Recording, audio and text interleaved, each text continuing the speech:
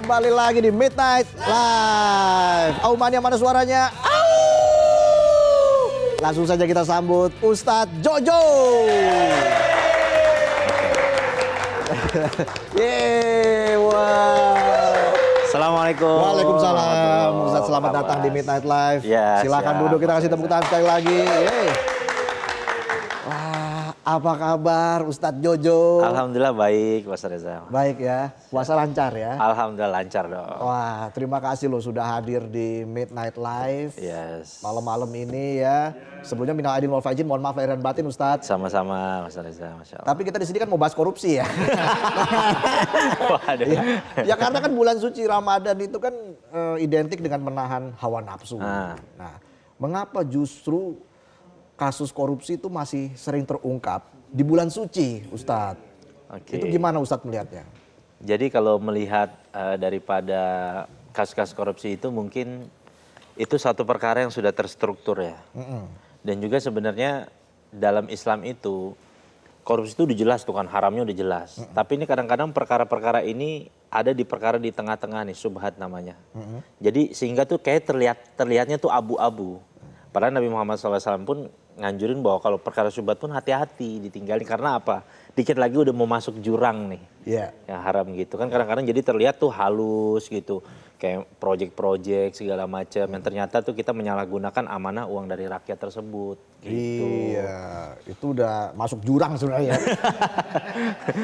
Nah, apakah korupsi itu berkaitan dengan lemahnya iman atau memang ada kesempatan sistemnya yang memang memberi kesempatan untuk orang itu korupsi? Padahal awalnya dia nggak mau korupsi tuh. Iya betul. Guru saya juga dulu pernah bilang ya, walaupun istilahnya dibangun 1000 KPK pun, kalau imannya lemah nggak akan bisa berpengaruh apapun. Karena itu itu masalah apa namanya, masalah iman. Kayak ada teman saya punya profesi sebagai seorang supir. Jadi dia berpenampilan seperti ini, pakai peci begini. Terus ditanya kan sama bosnya, kok kamu penampilan pakai peci, pakai jenggot gini? Karena saya menjaga diri saya, katanya. Saya semenjak pakai pakaian kayak gini, katanya. Uang 1000 perak punya tuan aja katanya gitu kan, orang asing itu bosnya. Saya takut ngambilnya gitu. Saya takut saya ambil uang 1000 perak begini. Karena saya belajar agama, iman saya mengajarkan bahwa tidak boleh mengambil hak orang lain walaupun senilainya seapapun namanya hak orang lain, kalau kita ambil jadi haram, dan tubuh yang tumbuh dari perkara yang haram nanti akan mudah melahirkan dosa-dosa. Jadi memang balik lagi ke diri masing-masing ya. Benar. Ustadz ya, kalau memang imannya kuat, tebel, Iya. nggak mungkin dia korupsi. Iya.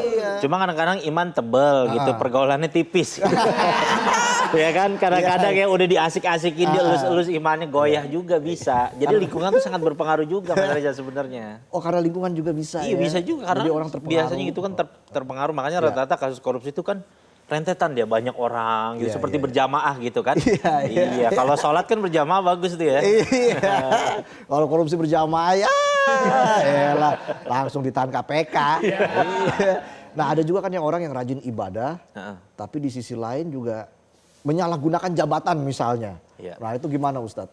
Ya dulu itu ya di zaman Sayyidina Umar bin Khattab radhiyallahu anhu tuh Amirul Mukminin, beliau tuh sangat tegas terhadap perkara hak-hak orang lain.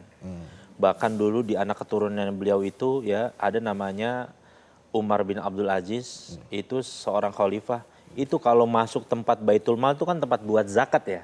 Buat zakat orang bayar harta, ada yang zakatnya bayarnya pakai minyak wangi karena pedagang minyak wangi gitu. Itu sampai mau masuk aja ke tempat itu beliau menutup ininya. Nggak mau nyium minyak wanginya. Pas ditanya kenapa kita masuk situ? Saya nggak mau mengambil hak orang lain. Karena minyak wangi itu yang diambil manfaatnya wanginya. Saya nggak punya hak ngambil itu. Jadi saya nyium pun nggak mau. Jadi saking takutnya itu. Iya. Oh, oke, segitunya ya. Dan tiap hari amalannya itu Umar bin Abdul Aziz tiap hari kumpul sama ulama diceritakan tentang perkara akhirat. Jadi takut dia. Iya.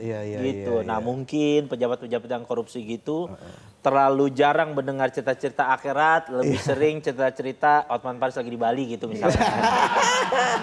Cerita-cerita duniawi yang gitu ya. enak-enak aja gitu taunya kan. Iya. Jarang diceritain akhirat, jadinya nggak ada rasa takut gitu. Nggak tahu bahwa 1 rupiah pun nanti akan ada sidangnya di hari kiamat. Gitu. misalnya nih habis korupsi kan, duitnya banyak nih, dipakai buat beramal. Nah itu gimana? Bisa dibilang impas nggak? Gimana tuh Ustaz? Nggak bisa, dengan kayak gini nggak bisa remis tuh. Remis, catur kali. Allah Maha Suci dan hanya menerima yang suci-suci aja. Oke. Jadi Allah Subhanahu Wa Taala hanya menerima yang suci-suci aja gitu. Dan kadang-kadang yang kayak gitu juga kalau disumbangin tempat ibadah, kadang-kadang tempat ibadahnya juga panas juga tuh. Biar kata pakai AC 1 PK, 2 PK, iya karena dari uang yang panas lah gitu istilahnya. Iya. Nah apa pesan Ustadz Jojo nih untuk pejabat publik yang mungkin ibadahnya rajin, taat, tapi masih suka tergoda dengan kekuasaan, apalagi sampai menyalahgunakan kejabatan. Ya pahami bahwa terutama yang muslim ya, pahami bahwa kita nih sebagai seorang muslim tidak akan bergerak kaki kita nanti di hari kiamat di hadapan Allah Subhanahu Wa Taala kecuali nanti ditanya masa mudanya, umurnya dihabiskan untuk apa, rezekinya didapat dari mana dan dibelanjakan untuk apa. Nah ini yang pertama nih yang akan dihisap nanti, ditanya soal rezeki dapatnya dari mana dulu. Kalau dapatnya udah nggak bener, nih saya ngebelanjainnya tuh pasti biasanya nggak bener. Iya. Gitu. Dan abis itu ada dapatnya, oh bener alhamdulillah, dibelanjanya untuk apa. Oke. Dan kita harus pahami bahwa nggak akan bisa meleset. Fama ya'mal misqala dzarratin khairan yara, apapun kebaikan yang kita perbuat itu akan ditampakkan sama Allah. Wa ma ya'mal misqala dzarratin syarran yara. Apapun keburukan yang kita perbuat selama hidup dunia nggak akan luput. Dan yang paling repotnya nih nanti di hari kiamat, takutnya kita di seluruh, misal kita sebagai pejabat Indonesia, seluruh rakyat Indonesia dibilang ini adalah orang yang telah berkhianat kepada kalian semua. Maka pahalanya, kebaikannya dia dibagi-bagikan kepada rakyat Indonesia. Dan kalau misalkan pahala kebaikan dia nggak ada, seluruh dosa orang-orang yang dizolimi rakyat sama dia, dosanya tuh diambil kepada orang yang ini. Makanya itu kan ada benar juga netizen, masuk surga jalur WNI. Iya. Update banget ya Ustadz Jojo ya. Keren tapi itu dia. Nah, dalam kondisi dunia penuh konflik, apa makna Ramadan? Assalamualaikum. Waalaikumsalam. Ada tamu kagak ada makanannya. Ada tamu lu. Iya. Gak ada makanannya pisan nih. Ini kan ada makanannya. Kayaknya saya bawa makanannya. Kebetulan Ustadz Jojo, saya bawa makanan internasional nih. Alias keripik ubi. Udah internasional ya. Sama tahu nih. Tapi digorengnya gak dadakan. Kalau dadakan kan kebijakan. Jadi lo mau ngapain Tong? Ini ubi nih. Ini yang ubi gocap. Itu mah jualan, kan kamu. Iya. Pengusaha ubi. Oh iya? Iya benar. Wow keren. Sejak Karena kapan, dulu Ustaz? kata Mas Raja, kata guru saya pokoknya kalau misalkan mau ngajar apa, kalau bisa punya income tersendiri. Biar nggak ngarepin uang dari ceramah dan lain-lain. Jadi boleh dagang apa aja, kata guru saya, yang penting nggak boleh dagang agama katanya. Wow. Makanya ini saya dagang nih, gocap ini jadi kan? Jadi beli kan? Udah lu ngobrol sini deh. Ikut ngobrol nih? Iya. Asik masuk TV. Jadi namanya Otong Ustaz. Iya. Oh, iya. Co-host utama di Iya, sini. satu-satunya di Metro TV. Yang lain nggak pakai kohos soalnya. Lanjut, nanya Iran. Iya. Tadi saya lagi ngobrol seru nih sama Ustaz Jojo. Apalagi soal kondisi dunia penuh konflik nih Ustaz. Bab. Jujur. Jujur. Kondisi dunia penuh konflik. Apa nih makna Ramadan sebagai bulan perdamaian? Ramadan itu adalah salah satu bulan yang penuh berkah yang diberikan kepada umat Nabi Muhammad SAW. Ketika Nabi SAW dan para sahabatnya tuh tahu cerita tentang umat-umat terdahulu. Kayak Nabi Nuh umatnya panjang tuh. Bahkan Nabi Nuh aja dakwanya 950 tahun. Itu belum usianya tuh, baru dakwahnya aja di Al-Quran diceritain kan. Belum umatnya Nabi Musa yang ratusan tahun gitu. Sedangkan Nabi Muhammad umat kita, kata Nabi kan 60-70 tahun aja umurnya kurang lebih. Kalau ada bonus gitu kan. Dan itu pasti pahalanya sedikit dong dibandingkan umat-umat terdahulu. Makanya dikasih sama Allah spesial bulan suci Ramadan, terutama malam Lailatul Qadar gitu. Satu pahala ibadah wajib kita dikali 70 kali lipat pahalanya, khusus bulan Ramadan. Kalau misalkan pahala ibadah sunnah dilipat gandakan menjadi pahala ibadah wajib. Kalau dapat tiba-tiba malam Lailatul Qadar gitu, tiba-tiba dapat setara kurang lebih 84 tahun. Ibadah. Jadi beruntung banget buat kita ya yang bisa nikmatin bulan Ramadan ya. Bener, luar biasa banget bulan suci Ramadan ini bulan yang penuh berkah. Saking berkahnya itu kalau kata Syekh dari Yunani itu katanya bulan puasa biji salak yang biasanya keras jadi lembek di bulan puasa. Itu mah cendil. Oh iya. Jadi saking berkahnya Mas Reja. Itu favorit saya, Stan. Benar. Kalau bulan lain keras. Iya. Pas bulan puasa limited edition lembek dia. Dan Yunani lagi tuh. Bulan lain juga tiang listrik di luar.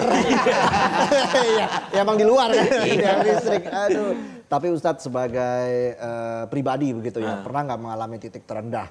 Dan apa yang menjadi titik tertinggi Ustadz bisa bounce back dari titik terendah tadi hingga mencapai titik sekarang?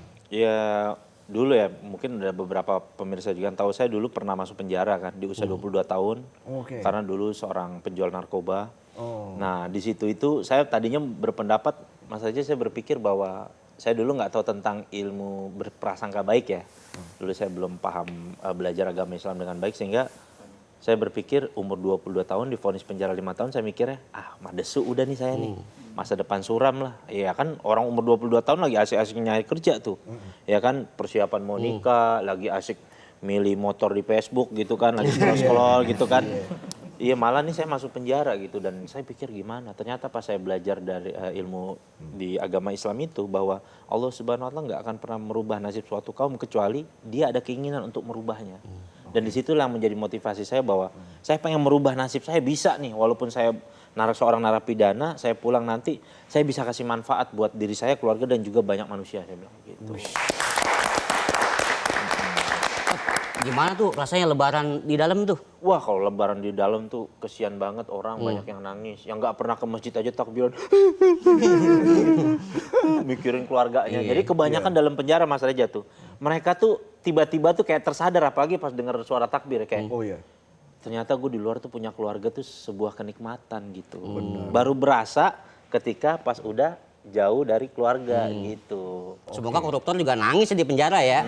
Walaupun duitnya banyak. Sadar harusnya. Sadar. Harusnya malu sih. Ya nggak Stat? Bener. Nah tapi ada juga, kan ada beberapa tipikor yang pernah bareng sama saya tuh. Ada yang kalau tobat tuh dia tobat bener. Ada yang kalau misalkan dia ketemu sama orang ini malah cari-cari. Harusnya saya nggak kayak gitu tuh, nggak saya tanda tangan tuh. Malah cari-cari celah dia. Di-improve lagi ilmu korupsinya. Ada bener. Iya serius. Saya pernah ngelihat orang kayak gitu. Malah di-improve lagi. Harusnya begini. Jangan tuh kita tuh pernah tuh. Biar nggak kena OTT tuh. Tanda tangan gitu. Udah kasih aja, kirim aja perwakilan. Nanti duitnya di ini. Malah belajar begitu. Waduh. Malah diskusi. Iya. Itu ya. Diskusi. Tapi kalau yang tobat beneran nggak mau ngejaga diri kayak gitu-gitulah. Artinya ikhlas. Ikhlas, bener. Menerima hukuman dan sebagainya. Apalagi Ustadz, pelajaran yang Ustadz dapat selama di dalam sehingga akhirnya Ustadz benar-benar hijrah, tobat, apalagi Ustadz? Banyak sih Mas, kayak saya ngelihat ada orang teman satu tahanan saya waktu di Polsek tuh. Anaknya baru lahir masih merah, bayinya tuh dia tiba-tiba dibawa nangis lagi itu. Terus banyak yang cerita kalau dulu ketika dia banyak uang, ya mohon maaf suka main perempuan lain gitu, sama istrinya dicuekin, bahkan ada yang sampai dipukul istrinya kayak gitu. Setelah dia masuk penjara baru sadar gitu, ternyata istri saya baik, istri keluarga saya tuh ya pokoknya telah berbuat baik tapi sayangnya yang zolim sama keluarga saya. Akhirnya disadari lah dengan masuk penjara itu. Gitu, apa pelajaran tentang makna pulang yang Ustadz Jojo dapatkan dari lebaran di penjara? Iya betul. Setiap orang pasti, saya kan ngeliat orang mau tatonya full sampai muka-muka, segala macam, mau tindikan, mau apa segala macam. Sejahat-jahatnya dia tuh punya sisi baik, rindu akan sebuah kedamaian, Mas Reja. Siapapun dia, ada yang pelaku ranmor, pelaku begal, pelaku nebar paku payung, pokoknya semuanya mereka tuh dalam hati kecilnya tuh merindukan kedamaian, pengen kedamaian. Tapi mereka karena pulang nanti ngumpulnya sama yang teman-teman begitu lagi. Ketemu lagi. Iya, mereka nggak ada yang nunjukin mereka, yang ngasih tahu mereka gimana caranya dan bagaimana mereka mau memulai hidup lagi dengan yang benar. Saya sampai pernah ketemu di dalam. Ada orang jualan nasi uduk, kongsian ceritanya sama petugas. Dia ngambil untung satu nasi uduk itu 1.000 rupiah. Itu bisa laku 600 piece bungkus, nasi uduk bungkus pagi-pagi. Sampai bersih-bersih dia dapat 400.000, 500.000 gitu kan. Itu pas udah waktunya pulang dia nyamperin saya, Pak Ustadz tukeran aja dia Pak Ustadz yang pulang katanya gitu. Saya nyari duit di luar susah katanya. Enakan di sini nyari duitnya gampang katanya begitu. Jadi saking apa ya, saking dia juga takut juga di luar saya bingung. Ya mohon maaf gitu dengan tampilan kadang-kadang tato. Terus orang tahu saya bekas narapidana. Siapa yang menerima saya Pak Ustadz gitu Bang. Itu penonton cari uang di sini aja. Kan habis hahehe pulang. Besok hahehe lagi. Gitu Tapi aja dia terus. sering lembur, nggak ada duitnya. Tat, ini kan contoh teman-teman saya kan pada rajin ibadahnya alias bolong-bolong. Tapi ada yang tobat betulan. Tapi kayak di bulan puasa doang tuh pas udah habis lebaran kumat lagi tuh. Kumat lagi. Oh iya memang kelebihannya bulan suci Ramadan kan Nabi SAW beritahukan bahwa setan di kerangkeng, dikunci. Memang sebenarnya itulah musuh utama kita tuh dalam kehidupan dunia ini. Tapi yang kita perlu paham, setan itu kan kerjanya cuma bisikin doang. Ya kan, kayak Donald Trump tuh lagi dibisikin, terus serang gitu kan. Iya, nanti kalau di akhirat Donald Trump bilang, ini salah setan nih bisik-bisikin saya. Lah kan saya cuma bisikin doang, kan kamu yang menekan kan. Kamu yang tanda tangan kan serangannya kan, iya gitu. Di Al-Quran tuh diceritain begitu loh, saya cuma bisik-bisikin kamu kan yang decisionnya, putusannya kan dari kamu. Iya begitu. Nggak mau disalahin ya. Iya. Dia lempar tanggung jawab tuh. Iya. Nanti diskusi lagi tuh, harusnya gue nggak taruh tangan tuh. Balik lagi nanti. Apa tanda seorang benar-benar berhasil melewati ujian di bulan suci Ramadan? Ustadz kan sering bicara juga soal istiqomah. Ya. Nah, kenapa justru setelah Ramadan tuh ujiannya terasa lebih berat, Ustadz? Betul. Kelebihannya kita kalau di bulan Ramadan kita dapat vibes-nya kan yang luar biasa ya. Orang banyak yang beribadah. Nah, after bulan Ramadan itu makanya itu adalah sebenarnya PR terpenting kita. Maka jadikan kita selama bulan Ramadan itu seperti pesantren kilat. Kita perbanyak doa-doa yang paling penting tuh supaya bisa istiqomah. Gitu lah. Karena istiqomah tuh lebih berat daripada istirahat. Iya sih. Jadi itu memang lebih berat gitu. Jadi ada baiknya benar-benar kita berdoa, ya Allah saya pengen bisa istiqomah. Dan yang paling penting perhatikan teman atau circle terdekat kita. Itu yang sangat mempengaruhi agama kita begitu. Kalau selama bulan puasa nongkrong sama ustadz, bapak-bapak masjid musola, pas keluar dari ini nongkrongnya mana klub malam lagi. Ya sama aja gitu kan.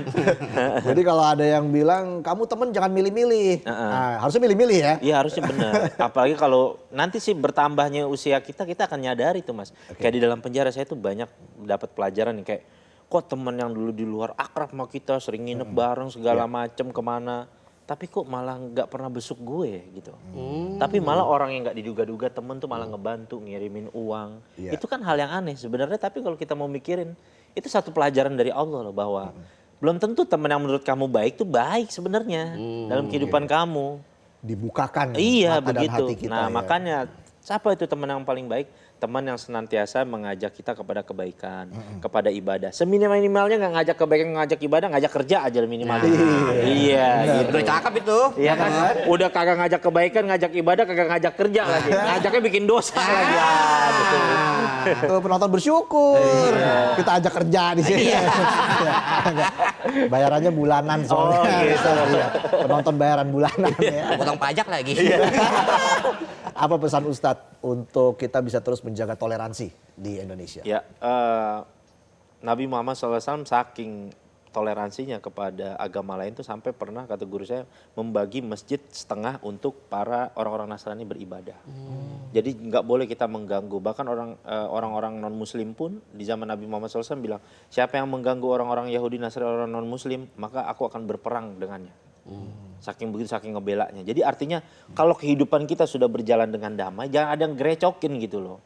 Nah orang-orang yang suka mengganggu kedamaian inilah yang diperangin sama Nabi SAW. Karena nggak mau. Orang hidup sudah damai, antar kerukunan hidup umat beragama. Ya udah mereka sudah hidup dengan ajaran agama mereka, lakum dinukum waliyadin kan. Ya udah kita saling hormati, kita saling toleransi. Dan orang-orang yang mengganggu kedamaian inilah menjadi musuh kita bersama. Nah, Ustadz sendiri saat ini merasa sekarang ada di fase apa nih, Ustadz? Selama perjalanan yang sudah dijalani oleh Ustadz sejauh ini. Saya masih dalam fase perjuangan sih kayak banyak orang-orang yang punya background kayak saya Mas Reza. Orang yang bergelimang akan dosa gitu kayak masih narkoba, main judi online kayak gitu kan. Macam-macam lah dosanya anak-anak muda ini dan saya tuh punya cita-cita dulu saya pengen nunjukin sama teman-teman sama siapa aja gitu bahwa sebenarnya kita taat beribadah dekat sama Allah tuh lebih nikmat dibanding itu semua loh sebenarnya. Gitu. Cuma kadang-kadang kan hal-hal yang kayak gitu yang buat kita tuh kayak orang makan narkoba, ya. Uangnya uang sendiri, pakai segala macam. Nanti kalau udah uangnya habis pusing, ya kan? Kita sholat wudhu air gratis, ya kan? Udah selesai. Assalamualaikum warahmatullahi wabarakatuh. Assalamualaikum warahmatullahi wabarakatuh. Ada nggak orang sholat? Nyesel gue sholat gitu. Nggak ada kan, nggak pernah kan? Jadi artinya apa? Ibadah itu udah gratis, menenteramkan hati, dapat pahala. Sedangkan dosa maksiat udah bikin hati nggak karu-karuan, duit habis, pala pusing, belum lagi nanti kadang ada otak-otak kotornya. Nanti nyuri orang lain, mengambil hak orang lain dengan cara yang haram, itu dia.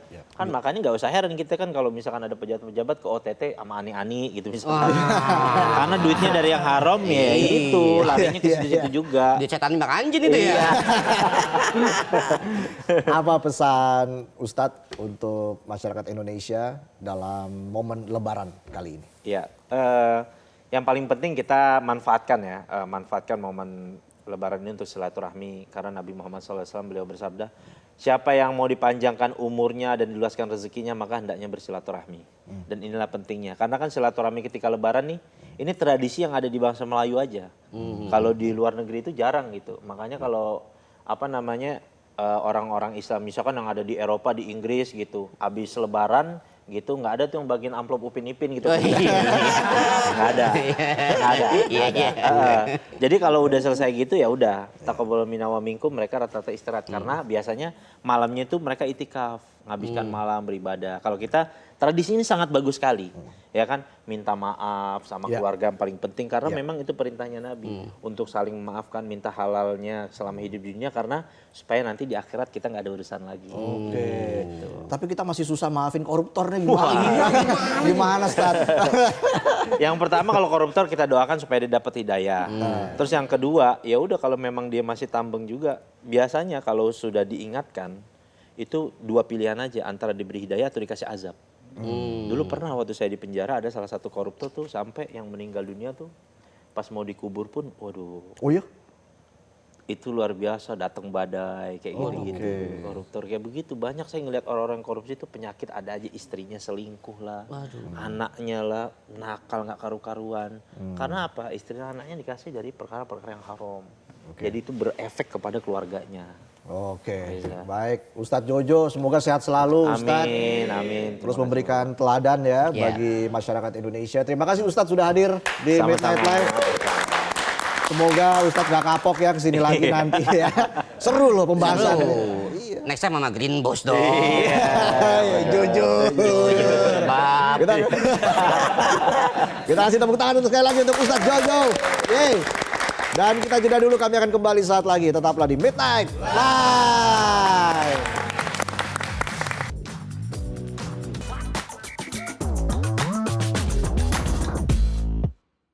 Jelajahi cara baru mendapatkan informasi. Download Metro TV Extend sekarang.